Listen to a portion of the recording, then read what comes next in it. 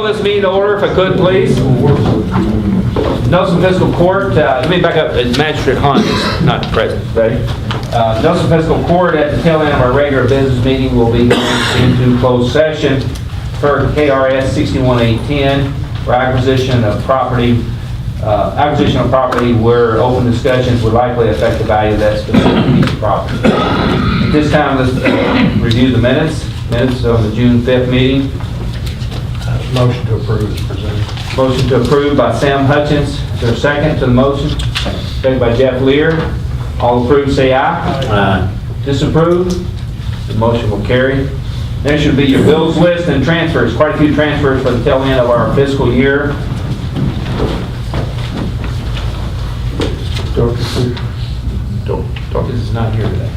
Why did the jail jump that inmate medical? Because that We gave hepatitis A vaccines to every inmate and a lot of the help. What's that cost per inmate? It was about $5,000 total, wasn't it? About $5,800. $5,800, yeah. Per shot. Precautionary more than anything. It was suggested by Lincoln Trail. Health Department. Yeah, they did almost every jail, didn't they? In our district. And you notice a pretty good size bill in there for election supplies, $13,400. Glad to answer any other questions. I'll make a motion, pay the bills and transfers as presented. Thank you, Bernard. There's a second to the motion. I'll say. Second by Keith Metcalf. Further discussion? All approved, say aye. Aye. Disapprove? The motion will carry. Next will be second reading on our budget ordinance, already approved on first reading, advertised for a second for today. Entertain a motion to approve on second reading and adoption. Make a motion to approve. Thank you, Jeff. Motion been made, second by Sam. Further discussion? All approved, say aye. Aye. Disapprove? The motion will carry. Thank you all. There'll be quite a few amendments as we move through the fiscal year already. Supply bids, materials list. We opened bids last week, I believe, Brad, was? Correct. Friday before. Material bids for 18-19 year. I'm going to go just list the vendor that was you have a list of vendors that were the apparent low bidders. For asphalt, it was Mago Construction Company. Actually had another company bid this year. It was Hall Contracting out of, you got a plant, I believe, in Shepherdsville, is that right, Brad? Somewhere in there. Yeah. On rock of Cedar Creek Quarries. The salt, still waiting for the salt bids. I've just done the reverse auction online through Kentucky Association of Counties. Motor fuels, DNR oil on, it's 4 cents above about the rack price for our fuel. That's about where it's been anyway. What is the rack price? It fluctuates. It's still 30 minutes. When they pick Well, it you up, see them on them big truck stops where it's blinking, it'll say $2.89, and 2 seconds later it'll say $2.99. it's truly when they show up, whatever they pay. What we're supposed to pay. It's based on the market. You can actually go online and you can get a 30-day free subscription to that market. I've done that a couple times. And you can actually see what the daily rack price is. And then USO he'll add 4 cents. I guess when he delivers it, you know what the rack price is that day? He writes it on his delivery ticket. That's correct. If you wanted to check it. And we checked a few times. It's pretty. Writes the We haven't found volume and then the price. Road oils, Marathon Petroleum on the chip seal. Right, Brad? Marathon, correct. Now, they're out of Louisville, and then we also sometimes get from asphalt materials in E-Town, depending on who's making what material and what we can get. And quite a bit difference in the pricing, so it's important to keep both of those on hand, right, Brad? Correct. Metal pipes, Contact, right, Brad? Correct. Contact, and that's who we've been buying pipe from for a year, and polyethylene, the plastic pipe from Hayes Pipe. Any questions on the materials list? For instance, just for the public out here, asphalt, $57 a ton, that's our cost to pick it up. And then, so in order to lay it, you add $13 additional per ton to put it down using their equipment. So you're at $70 a ton. And Brad, what was it this year, 60? Previous year was $63. $63, yeah. So we had a significant increase. That is based on liquid asphalt that they use in the product. Both companies made that comment. Need a motion to approve the vendors as listed. I'll make that motion. Motion by Bernard Ice, second by Jeff Lear. All approved, say aye. Disapprove? Motion will carry. Thanks, Brad and John, for the work on that. We have a presentation today from the Northeast Nelson Fire District. We have Chief Shields here today, and I believe I saw Mary Ellen there somewhere. Who wants to be on the chopping block today? Thank you, Judge. As you all are aware, state law now requires us to bring our budget to you, which I had sent to Dean last week. Hopefully, we were able to get you all at least a paper or electronic copy of that. I did speak with Dean several months ago to tell him that the board, at first reading of our budget, may consider increasing our tax rate from 7 cents to 10. 10 cents is the maximum which is allowed under KRS 75 for fire protection districts. This will show a substantial increase in our budget, and there is valid reason for this. Over the last 6 to 8 months, we've had a groundswell of support from our residents in the Fairfield area to follow through on their Station 3. Going back to the foundings of the district, it was pretty much promised to the folks at that time that at some point in the future, once the district went into effect, that the powers that be would try to get them a substation in that area.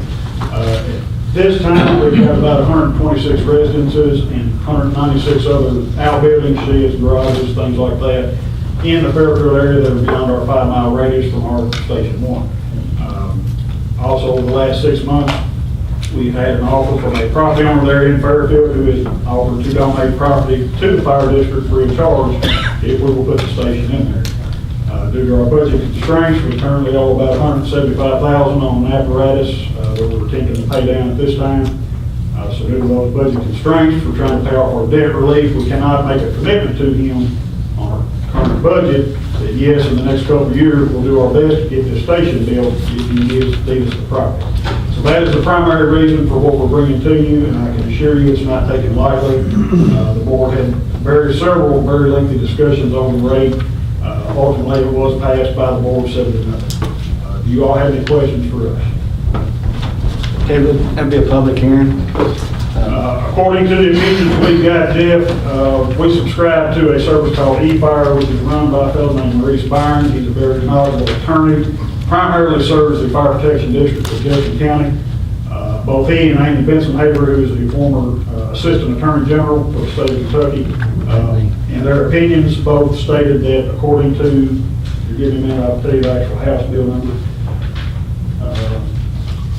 The Chapter 75 districts are exempt from this.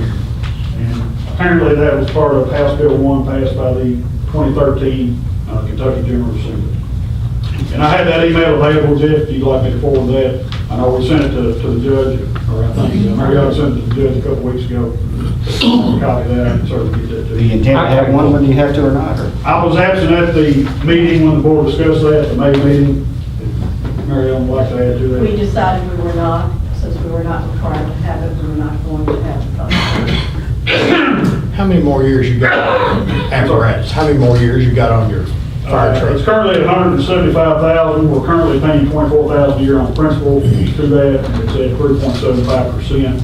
In the last couple of years, any excess over expenditures in our budget have been applied to that payment. But currently, we're at $24,000 a year for the payment on principal. And we anticipate a Station 3. If we try to pursue that in the next couple of years, we anticipate that cost us somewhere in the neighborhood of probably $110,000 to $130,000. And that's, of course, just the building if we've got the commitment. And then you're going to put a vehicle in it as well? We actually have an engine in reserve that we can put in there. However, that engine's actually 30 years old, but I think for the foreseeable future, that engine will suit our needs for the substation. Okay. Now, 5 to 10 years later, we may have to look at replacing that. We also have aerial device is 37 years old, 38 years old, and we're attempting to replace that now. We're looking at the possibility of purchasing a used apparatus. But we also received news from the company that does our maintenance and service on that apparatus that there's an issue with the pump seals. It's okay for now, but if we have a major issue with the pump on that, it may very well cost more to fix the apparatus than it's worth because it's 30-some years old. How many fire runs did you have last year? Last year, Keith, I believe we were at 76 or 8. This year, we're actually on pace, I believe we're at 60-something this year, so. Actual fire runs? Or just I don't have everything for actual fires, structure fires, I believe was in the neighborhood of probably 15 to 16. Now that encompasses all types of structures, houses, barns, outbuildings, things like that. I don't have that data with me, but I can certainly get it to you if you're interested. That, Chief, that statute number is 132.020. Thank you. And Keith, I might add too, you can also go on our website, you can find all the that on the website. I'm not much of a website guy, but tell me about it. Ted, what do you anticipate the addition of another fire station will do to the ISO ratings for the residents? Right now, Jeff, we're currently at a 5. We anticipate another evaluation here probably within a month or two. During our last evaluation, we actually missed a class 4 by very, very little. Wow, So that's good. We're pretty comfortable we can go down to a 4 with the next evaluation, possibly lower. Anybody outside of that 5-mile radius from our station 1 is currently at a class 10.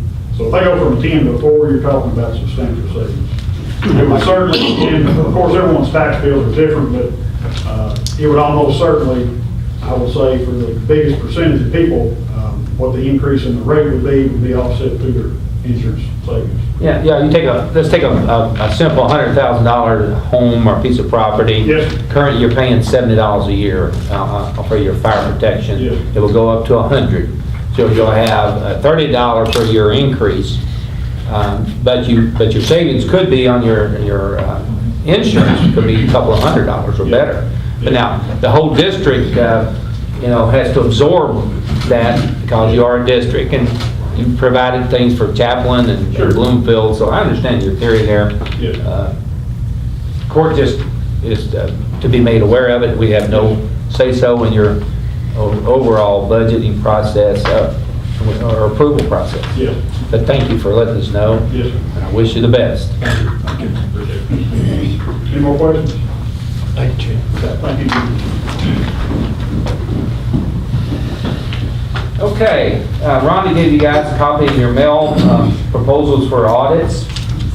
As she reported, we reported last court meeting, the state has asked us to consider using outside firms because they're behind on state audits. And further, we think that the possibly going with some private companies, you might be able to have a little bit of savings. I'll let Rhonda explain it. Yeah, they will have a little bit of savings, maybe get the audit done maybe a little more timely. Since we don't even have our 2017 audit complete yet, we're finishing 2018. But I did solicit quotes from firms that are familiar with doing local government audits, and I received 2 responses on that. And the low quote was from a firm out of Lexington, Kentucky, Roy W. Hunter CPA. And I've done my research with him, spoke to some of the counties that he's audited. I spoke to the county judges, treasurers, as far as their audit goes. The state doesn't have a problem with them. They're pretty happy with his work. And the counties that I spoke to were as well. So his low quote was $13,250, which is right on par, and actually a little less than what we paid for our audit through the state the last 3 years. So I see no reason not to recommend Roy W. Hunter CPA to do our audit. Let me go back in a little history now. If you'll remember, we reported to you guys that if we use the state auditor, the state will pay half of that bill. Now they're going now it's going to be 3/4 of the bill. I mean, it's going to be 25% of the bill. We'll pay the 3/4. And so, if you'll notice on 2016, the cost for half the audit was $17,400. And so we don't know what it is this year. I suspect it's probably going to be $18,000 to $19,000. Yeah, and I don't know if that 75% rule is going to apply for the fiscal year 17 audit, since we haven't been billed for it yet. We're possibly looking at $25,000 from the state just for last year's audit. So Why did it jump $5,000 from 2015 to 2016? Had to be really close. I know, I don't remember the numbers being that much And what's called a different. single audit, we haven't had anything different, so I think it's probably just the time that the state spends, because I can tell you that here, when they come here to the fiscal court, they spend 3 months here. So keep that difference, you can take that difference times 2 of what the real audit costs. 10,000. Ronnie, can you explain the discrepancy between the high and low bidder there? I really don't know. I think Lloyd W. Hunter, he's under a firm, and I think he's just maybe trying to get his foot in the door, trying to maybe get his name out there, so maybe that's the reason for the lower cost. Tishner and Associates. They've done our audit. They've done our audit before, and they do several audits throughout the state, so. But they've done our audits through the state contract. The state had actually hired them to audit before, but I think a lot of it probably should be overhead. Tishner and Associates is a bigger firm. Roy, I think it's just him and maybe 2 other people. I would make a recommendation to approve a contract with Roy Hunter to do our audit. I'll make a motion. Thank you. Second by Bernard, got your hand first there, Bernard. The second by Bernard Ice, further discussion? One question. They Yes. are timely wise, what do they estimate? They're required by the state to have all the paperwork turned into the state by next February. But my understanding in talking to them, they're planning to be in here in August to work on our audit, where the state was here in January, February. Now, keep in mind, they can't release the 2018 audit until we get the 2017 Correct. complete. And We've completed all of we've completed the field work, but we Field work. haven't even had our exit conference on Okay. that. So I feel like the 2018 will be held up because of the 2017. But, Okay. Suppose that goes over, who pays the difference? Are we gonna get You fined? know, the price we've been quoted is what we will pay. Now, we will have an additional cost from the state as the state reviews it, but the state estimates those costs at $300 to $500. So if they need extra time, it's all on It's them. on them. They'll have to do it. on How long has this company been in business? I'm gonna say about 5 years. It was for about 2011, I think. I can go back and find out. 6 or 7. Okay. Yeah, it's probably one. All approved, say aye. Aye. Disapprove? Motion will carry. Thank you. Ron. Yeah, thanks, Ron. Okay, next item on the agenda is a tax moratorium request. And I will present this, but I will not be any part of this, because I have a conflict here. It's one of my brothers-in-law's project. This is the old local store building, the Plantation Furniture Building. He's taking it, they're going to make a motel out of it, a 21-bed motel. Barbara has signed off on his current $335,000 property value. He's estimating spending $475,000 on the building. So Barbara's got it estimated that building's only worth $335,000. That's what he paid for it. He's only hold it a couple of years, year and a half, 2 years. And he's gonna spend $475 on it? That's what it says. You notice I answered that very carefully. I did. Court, somebody needs to take some action on it. I'll make a motion to accept this moratorium. Motion's been made by Bernard I'll Ice, second. second by Sam Hutchins. Further discussion? 5 year? This is a 5-year. All approved, say aye. Aye. Disapprove? The motion will carry. Okay. Next will be discussions concerning the data breach policy. DLG, Department of Local Government, has recommended that we review this. I haven't read the entire process. I want to make sure the court got it. We can take some time to review it. And they're pushing county and city governments to make sure we've got these policies in place. Okay? The next project, next item on the list is to talk about the amphitheater project. Give me a little time here to put my act together. We have, if you go back in history, in the fiscal court in 1999, assisted the Kentucky Bourbon Festival with a a loan of some money between the city and the county. If you remember anybody out there in the audience or not, in 1999, the Kentucky Bourbon Festival was $140,000 in the hole. Jimmy Brooks shaking his head, he remembers that. And with no other revenue sources to pay their bills. So fiscal court came to and city council, the mayor, Bill Brown at the time, advanced the Kentucky Bourbon Festival that money, and they paid us back. In 2005, 6, and 10, fiscal court assisted, advanced, or granted the Kentucky Railroad Museum over the years $348,000 in several different increments. And so we've assisted both the Bourbon Festival and the Railroad Museum. Both were worth saving. I think the community realizes that. It's very important what we do in here today. So today I'm asking fiscal court with the cooperation of and the partnership with the Stephen Foster Drama Association to authorize an award of bid to BCD Construction Company for the reconstruction of the amphitheater stage area and all the other parts, moving parts. Brad can explain the details here in a minute. So what we've gone to is we've got commitments and pledges for 5 years. And in that process, your money will come in increments. But the trouble is, the increments, the cash flow is not fast enough to pay the contractor. He'll be needing most of his money in the fall this year and then the spring of 19. So Salt River Electric through the community, Nikki, what's it called, the community? Revolving loan fund. Revolving loan fund, has agreed to loan the fiscal court on behalf of the Drama Association $335,000.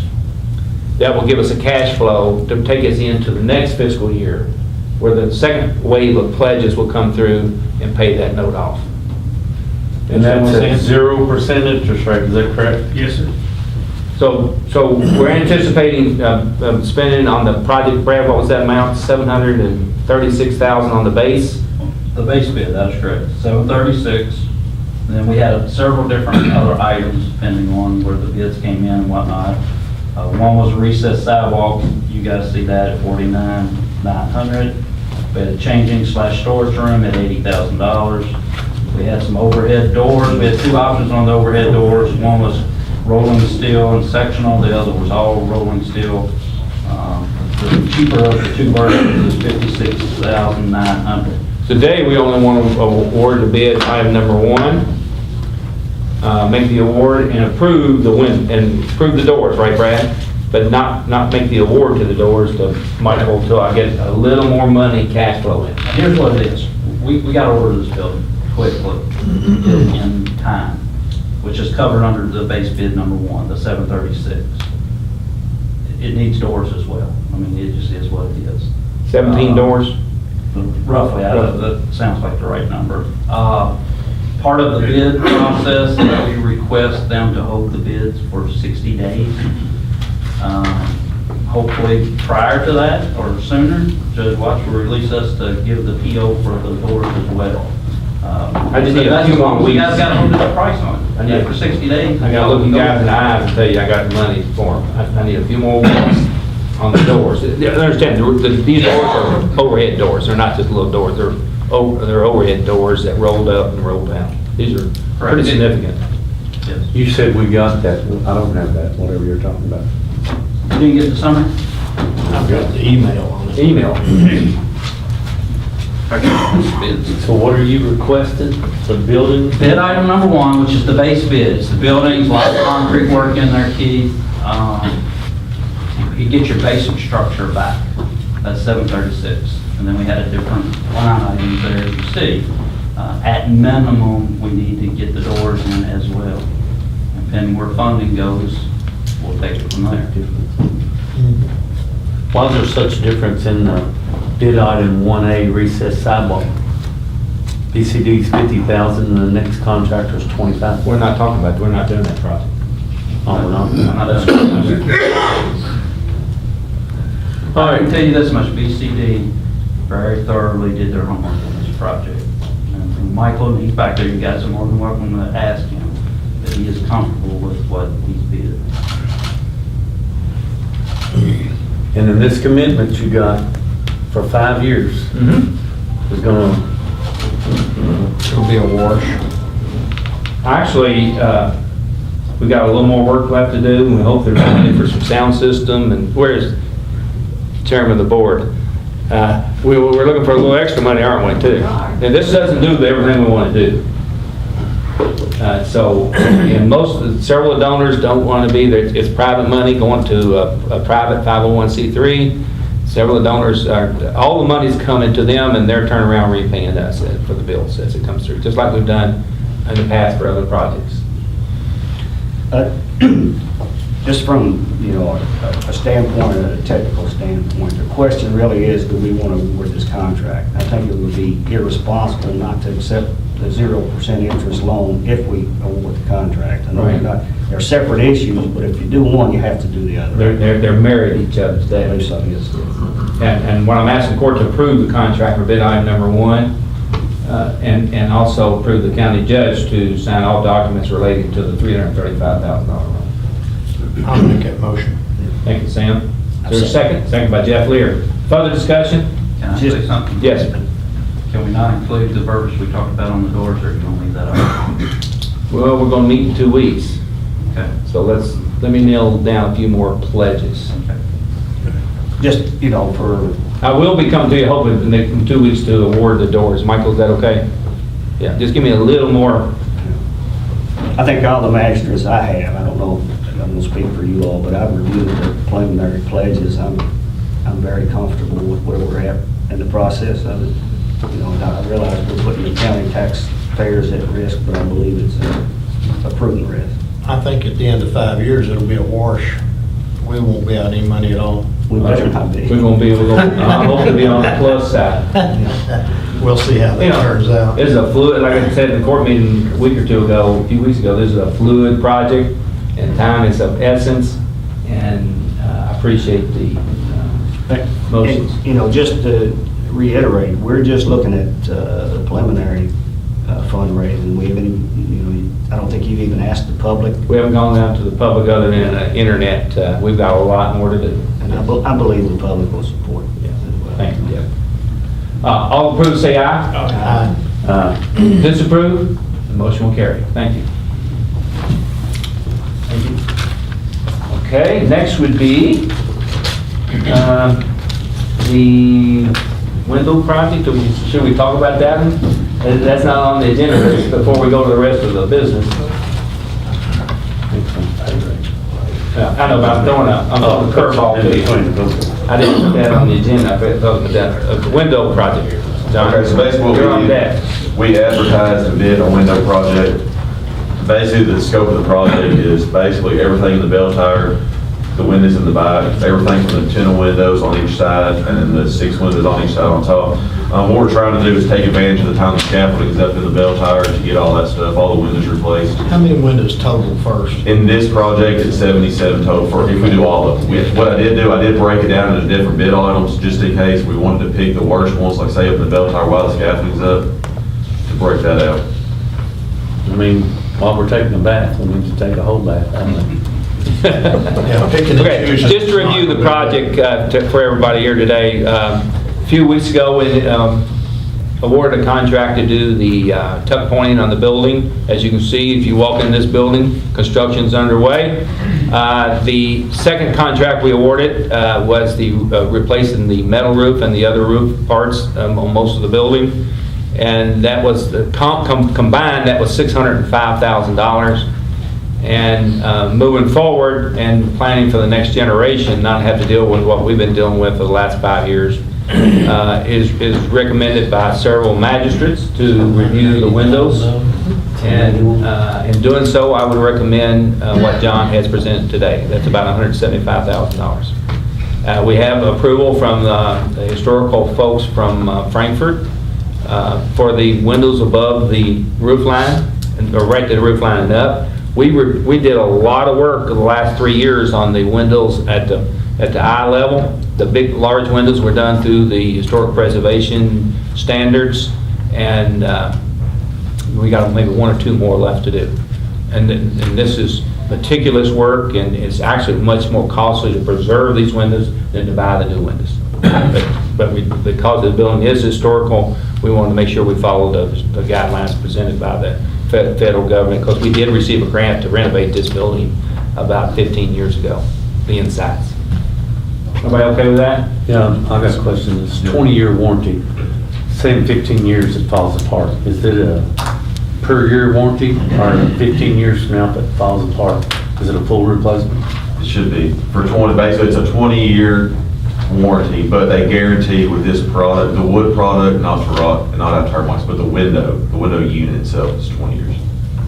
Just to remind everybody, many of these windows were replaced in the late 80s and early 90s, up above. They just get so much bad weather. I'll make the motion to put it in effect and get it done. Motion's been made by Keith Metcalf, second by Bernard Ice. Further discussion? Just given the investment that we're doing with everything, I think it would be irresponsible not to do so. Good point. So I agree. pretty good chunk of change, but I think it's necessary. Well, and you're utilizing the equipment that's already out there. Let's put them in it. Yes, we can. Yeah. All approve, say aye. Aye. Disapprove, motion will carry. Thank you. John, it was a little easier than we thought it was going to be.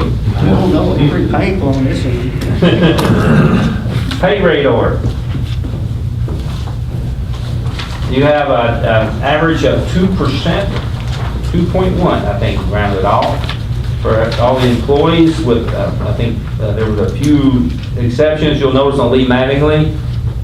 Lee's our assistant road supervisor. He will graduate from the Road Scholar Program, or I think that's what the appropriate term is, in September, and we're not giving them that dollar increase based on responsibilities. Most of the rest is pretty much standard. Need a motion to approve. I'll make that motion. Thank you, Sam. I'll take that. Second by Bernard Ice. Discussion? I think Lee Manley's done an excellent job. Good job. All approve, say aye. Aye. Disapprove? Motion will carry. Okay, while we're on pay rate order, in your mail box, or I just handed out to you, I emailed this to you, by the way, I'm pretty sure I did. I'm gonna prove myself right when I leave here. I go back and all. Just after the late, I received quotes for our health insurance for this year. Little history is that Baptist Health Plan is no longer providing health insurance in Kentucky. They've decided to get out of the health insurance business, which was 70,000 customers, or clients. And so it's left up to Anthem and Cigna and United Healthcare and Humana to absorb those customers. Our past year's history on claims has not been very good at all. It's just the nature of the beast. You have a group of 115 or 20 people, you're going to have claims. And in doing so, we were very concerned going to the market and getting quotes on health insurance.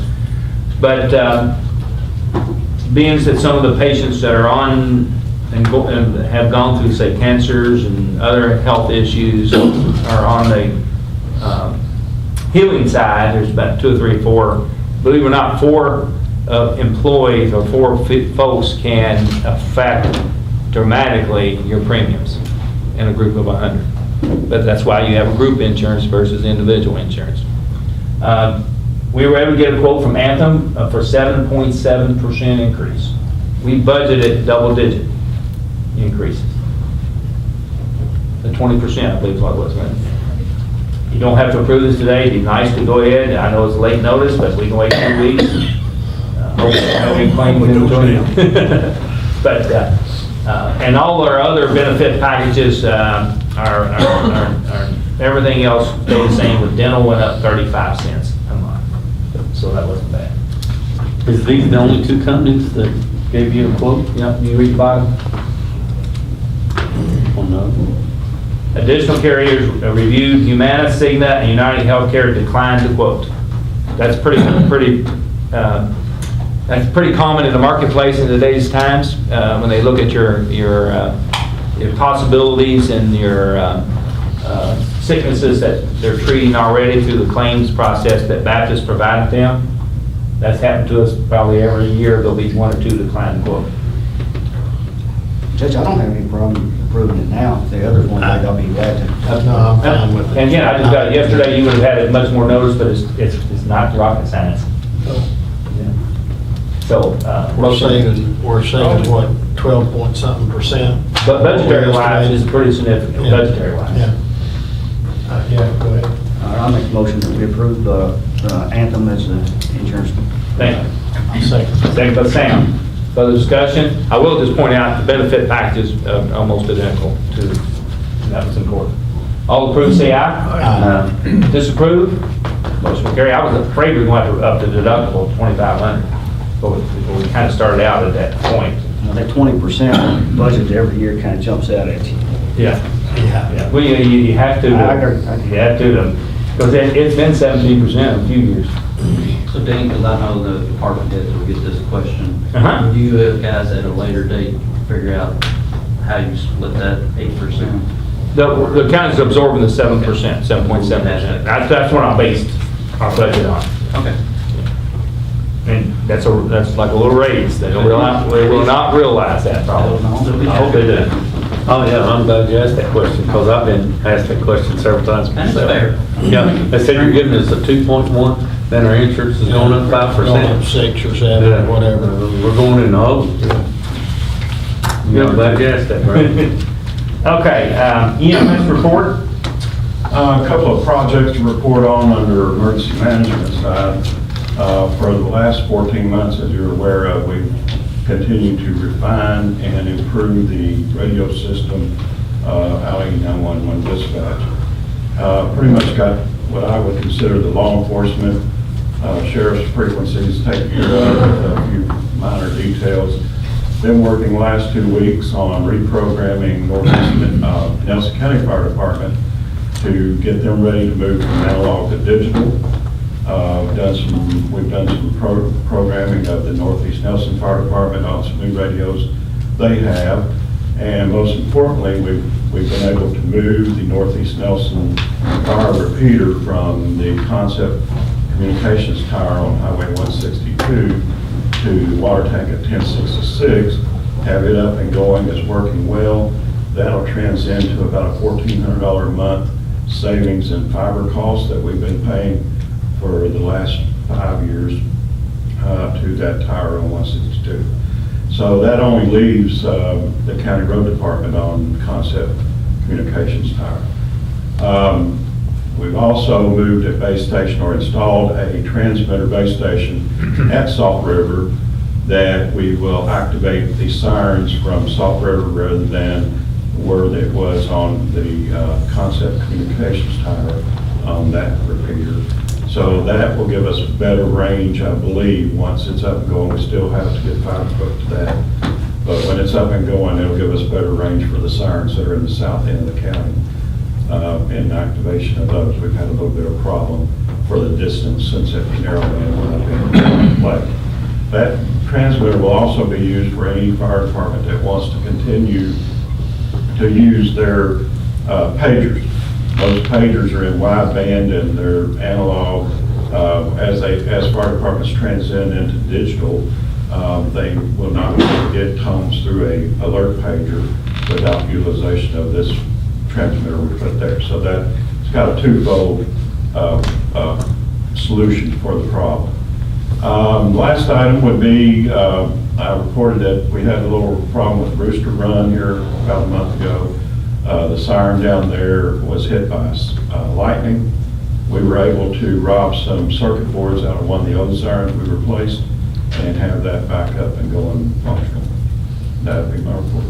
Thank you, Joe. Thank you, Joe. Dorcas is not here for the jail report. Landfill solid waste, John? Like it's that busy construction time of year, so been busy for a while. Covered up with that. Working on an archaeological report to get our bar area surveyed. Working on that now to get pricing for companies with that. Just normal operations. Okay. Recreation report.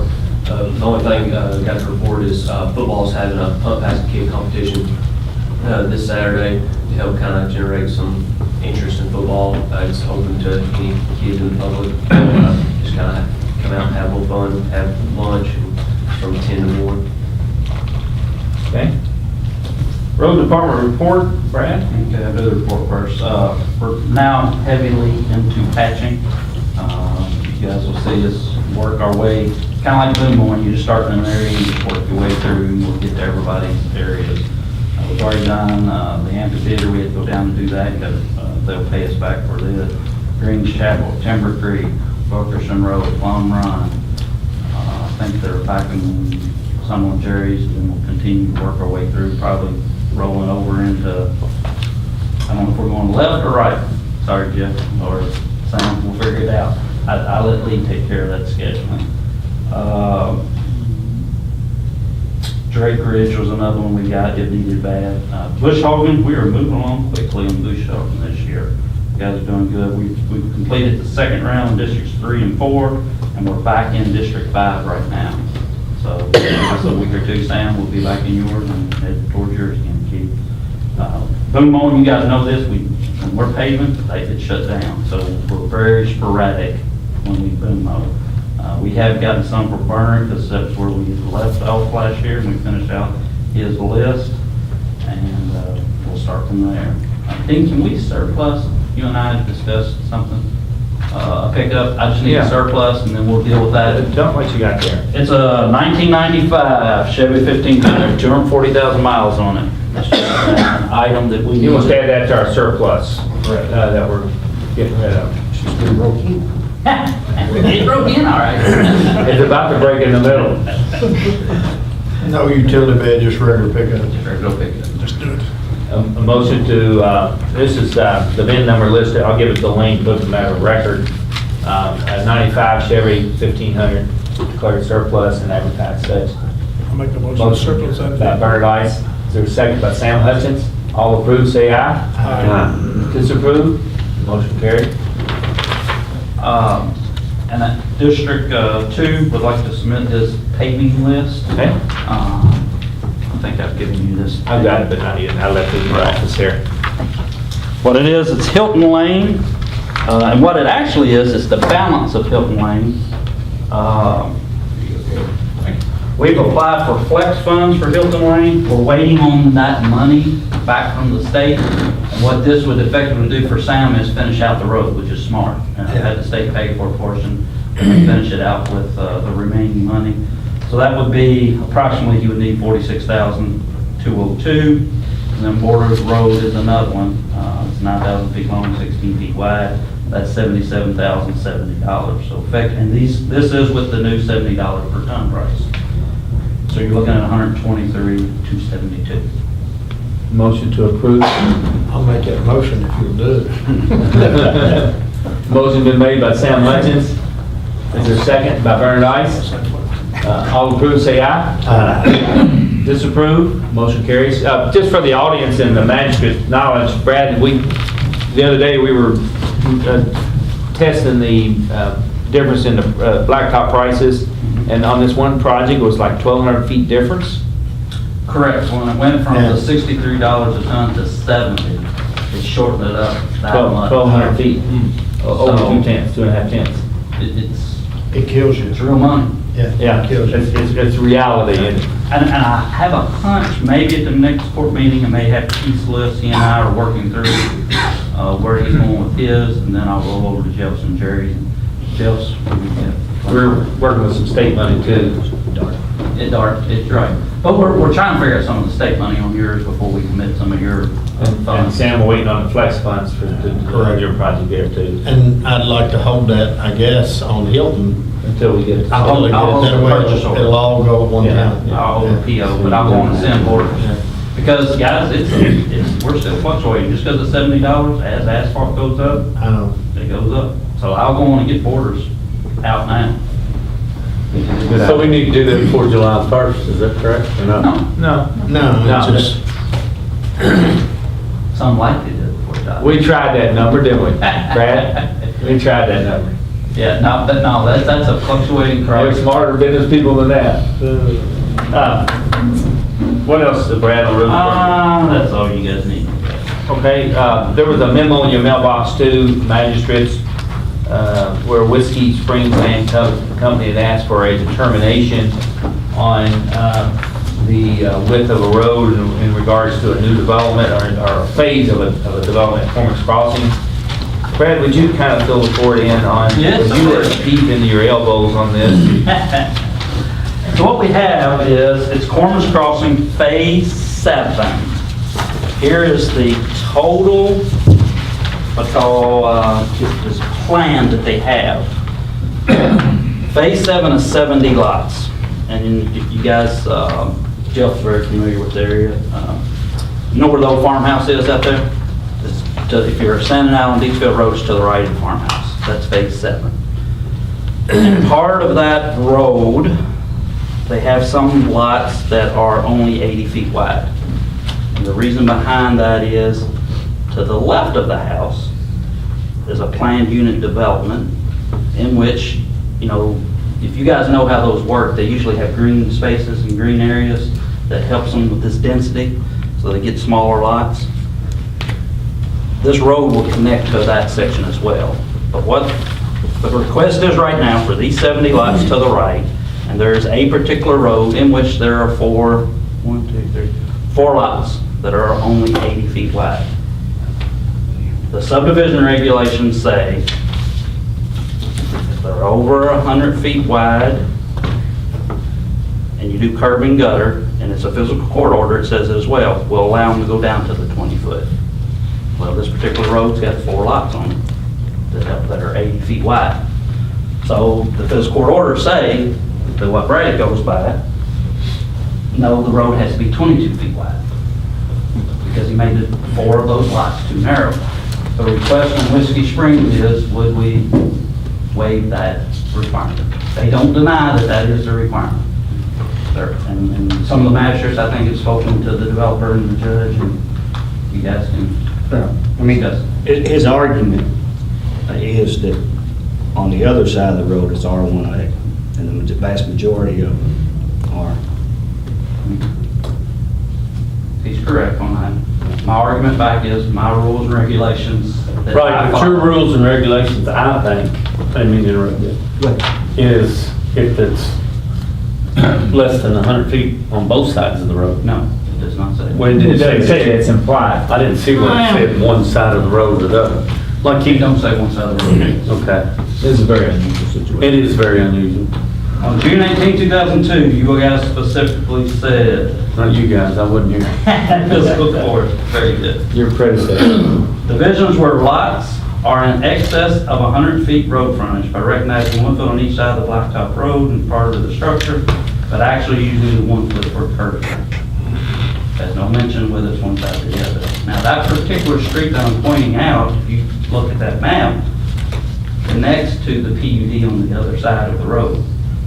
When you look at the total subdivision, I consider what they call Street 5 as one street. You know, he's only cutting a little portion of it right now. So that's where I came from with my decision to deny it. And I told him that if they won, and I tell all developers that, they're more than welcome. Sorry, that's gonna be the future. See that main road that I highlighted? All this is PUD as well? All this over to the right is PUD. And so when I got looking at the entire encompassing plan, that one road goes all the way over to the other side as well. So that's how it came about. So going from 20 feet to 22 feet is additional, how much it costs, Brad, are you talking about?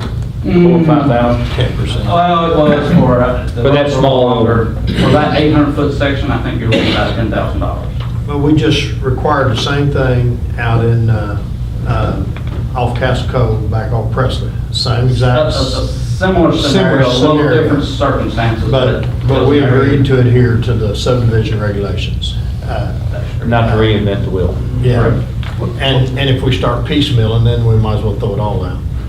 Are those lots back there only less than 100? No, it was a No, the different issue scenario. there was a length issue. To Originally, use for a through route. I don't mean to get off the subject here. Yeah.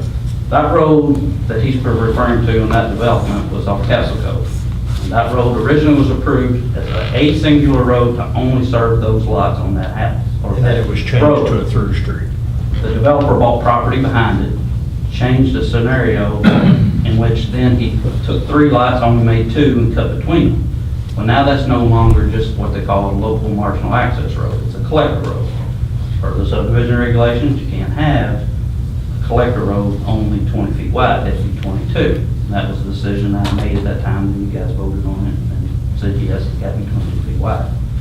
You just got to be careful not following the subdivision regulations. You guys want some time to think about that, you're more welcome. There's no fire to be put out there. Isn't there a deadline on him filing this though? It'd take him another 3 months or something? Not that He one. was telling us something about that. Told me he wasn't. What's an option here? No option, as far as you're concerned about? Or my concern, my regulations say 22 feet wide. You know, I don't like to override our engineers when we don't have to. And I think you're walking a fine line when you start saying, well. What were you sure shaking your head for? How many times did that? You know, well, the next one would be, well, it's only 6 of them. Well, it's only 2 of them. That's what I say, if you start piecemealing this thing, you might as well throw it out. I mean, as far as I'm concerned, that's the reason we've got the regulations, and that's where you need to stick with. What do you need from us? A motion to deny his request. Or approve. You let me finish it. Yeah, did I get that? Or off the bat, y'all deny, and you gotta have an option there. I don't like that. Like, you told me, Brad, that you immediately told him, no. He said you did Based on rules. No, the rules that you guys approved are very easy to say. When it's less than 100 feet, 22 feet wide. That's the reason I can immediately say. Simplicity is no. good in life. Well, I blame his, whoever drew it up a little bit. I don't know why they would have done that. He can go back and change those lots. Sure. Well, they said that it gets into, what's it called? Plan unit development. It's plan unit development needs the next amount of green. Required green space. Correct. All right, I understand Harold's argument, but I think we need to stick with the rules. I'll make a motion that we deny his request. Motion's been made, is there a second? I'll say. Second by Sam Hudson. Discussion. All approved, say aye. Aye. Disapprove? I didn't hear a vote on this end, but motion carries. You were aye. Motion carries unanimous. Thank you. Let's see where am I now. Sam's list, get that. Brad, you anything else road on it? Tom Hart, you're here today with Soil Conservation. Tom has started to put you to sleep there. He stayed out late last night at the concert, because I know you were there, front row. Yep. Good show too, wasn't it? Oh, excellent, very good. Yeah. I'm here with Soil Conservation guys, so we come every year, we need to do this to fulfill our obligation to some of the state regulations that we report to fiscal court, and we get sent this financial. Okay. Is that an extra copy? Can I give that to Lane? You sure may. Yeah, that way she can put it. And Elaine will approach you about having a, Minutes. yes, In the minutes, yeah. that we reported to fiscal I'll send court. it. Okay, thank you. You're welcome. Let's see. Any other old or new business you guys have, want to bring up? Okay, at this time, entertain a motion to go out of regular session into closed session per KRS 6110. Acquisition of property where open discussions would likely affect the value of a specific piece of property. So moved. Motion's been made by Sam, seconded by Jeff. All approved, say aye. Disapprove? Motion carries.